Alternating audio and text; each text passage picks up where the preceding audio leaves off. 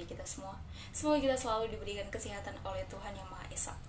Di sini kami dari kelompok 2 akan mempresentasikan hasil tugas kami. Sebelumnya, saya ingin perkenalkan nama-nama kelompok 2.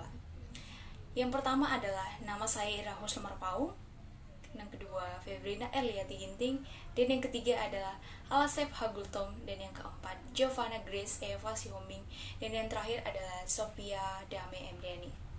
Baiklah, kami akan mulai presentasi kami. Yang pertama, apa itu HAM? Hak asasi manusia merupakan hak-hak dasar yang dimiliki oleh manusia sesuai dengan kodratnya. Hak asasi manusia meliputi hak hidup, hak kemerdekaan atau kebebasan, hak milik, dan hak-hak dasar lain yang melekat pada diri pribadi manusia dan tidak dapat diganggu-gugat oleh orang lain. Hak asasi manusia hakikatnya semata-mata bukan dari manusia sendiri, tetapi dari Tuhan Yang Maha Esa. Ciri-ciri hak asasi manusia. HAM memiliki beberapa ciri-ciri pokok yang mendefinisikan makna dari HAM itu sendiri. Berikut ini saya akan menjelaskan mengenai ciri-ciri HAM. Yang pertama itu ada hakiki. HAM bersifat hakiki, artinya hak asasi manusia merupakan hak yang telah dimiliki manusia sejak lahir, bahkan ketika masih dalam kandungan. Hal ini bisa diartikan bahwa HAM merupakan kodrat yang telah diberikan Tuhan untuk manusia. Yang kedua ada universal. HAM bersifat universal, artinya keberadaan HAM berlaku secara menyeluruh bagi setiap manusia di suatu negara tanpa terkecuali.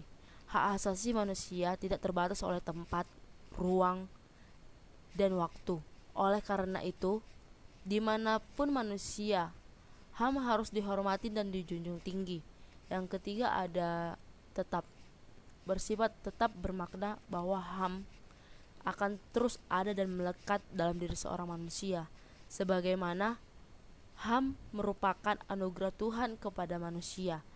Keberadaan HAM merupakan pembedaan manusia dengan makhluk hidup lain.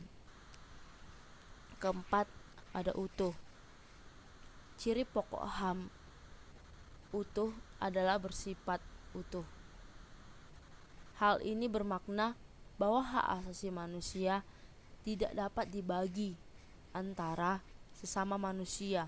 Semua orang memiliki hak yang utuh seperti hak hidup, hak pendidikan, hak politik, dan hak-hak yang lainnya.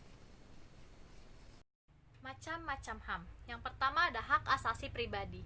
Hak asasi ini berhubungan dengan kehidupan pribadi setiap orang. Contohnya seperti kebebasan bergerak, bebas menyampaikan pendapat, hingga bebas memilih, memeluk dan menjalankan agama sesuai keyakinan masing-masing. Yang kedua ada hak asasi politik. Hak ini terkait dengan kehidupan berpolitik seseorang. Contohnya seperti hak untuk dipilih, memilih, dan hak mendirikan partai politik atau ikut dalam kegiatan pemerintahan. Yang ketiga ada hak asasi hukum.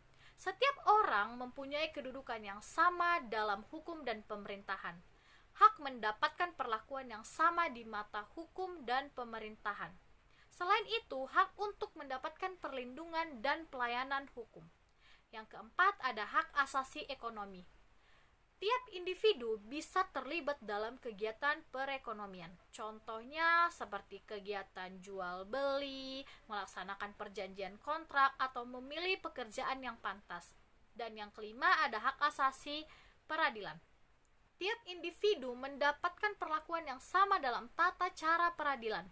Hak mendapatkan pembelaan hukum di pengadilan. Dan yang terakhir ada hak asasi sosial budaya.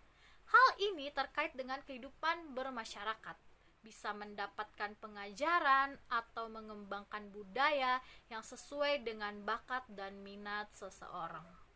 Jenis pelanggaran hak asasi manusia. Yang pertama itu pelanggaran ringan. Pelanggaran ringan berupa melakukan pengancaman, melakukan pencemaran nama baik seseorang, melakukan kekerasan, dan sebagainya. Yang kedua itu pelanggaran berat. Pelanggaran berat ini ada beberapa. Yang pertama itu kejahatan genosida. Kejahatan genosida merupakan perbuatan yang dilakukan dengan maksud untuk menghancurkan atau memusnahkan seluruh dan sebagian kelompok bangsa, ras, kelompok etnis, dan kelompok agama. Kejahatan genosida biasanya dilakukan dengan cara membunuh kelompok, memaksakan tindakan-tindakan yang bertujuan mencegah kelahiran di dalam kelompok, dan memindahkan secara paksa anak-anak dari kelompok tertentu ke kelompok lain. Yang kedua itu kejahatan terhadap kemanusiaan. Kejahatan terhadap kemanusiaan ini merupakan perbuatan yang dilakukan sebagai bagian dari serangan meluas atau sistematik yang diketahuinya bahwa serangan tersebut ditunjukkan secara langsung terhadap penduduk sipil. Penegakan hak asasi manusia atau HAM di Indonesia.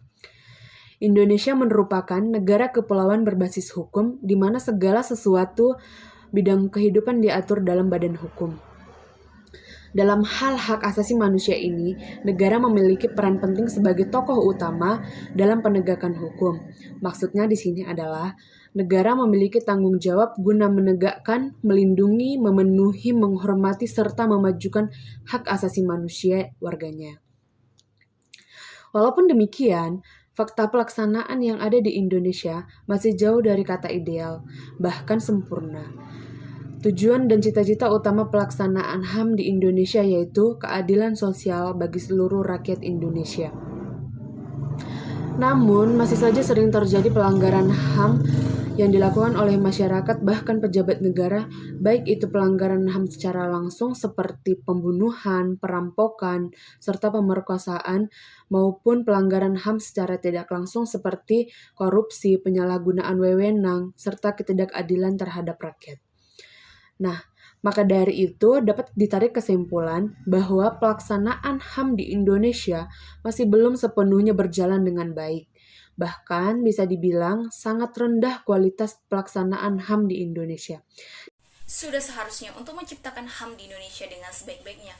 Tokoh utama HAM di Indonesia adalah para pemerintah yang sudah seharusnya melaksanakan kewajiban dan tanggung jawabnya terhadap HAM, seperti yang telah tertuang dalam pembukaan Undang-Undang Dasar 1945 alinea keempat, yaitu yang pertama melindungi segenap bangsa Indonesia, yang kedua melindungi seluruh tumpah darah Indonesia, dan yang ketiga memajukan kesejahteraan umum, dan yang keempat mencerdaskan kehidupan bangsa, yang kelima ikut melaksanakan ketertiban dunia yang berdasarkan kemerdekaan, perdamaian abadi, dan keadilan sosial.